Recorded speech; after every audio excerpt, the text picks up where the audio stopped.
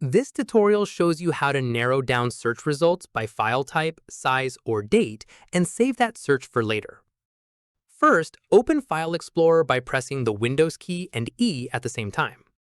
After that, click on the search box in the top right corner and type a keyword. Let me show you. From there, click on the Search tab that appears at the top once results load. At this point, click on Kind to filter results by file type, such as documents or pictures. In the next step, click on Date Modified to narrow results down to a specific time range. Following this, click on Size to filter files above or below a certain file size. Once done, combine multiple filters together for an even more specific result. From here, click on Save Search once your results look the way you want. At this stage, type a name for the search and click on Save. Keep in mind, saved searches update automatically, so opening the same saved search later will show any new files that now match your filters too. Finally, find your saved search inside the Searches folder anytime you want to reuse it.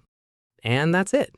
If this guide helped you create custom search filters in File Explorer, give it a like, subscribe for more Windows tutorials, and tap the bell icon for updates. See you in the next one.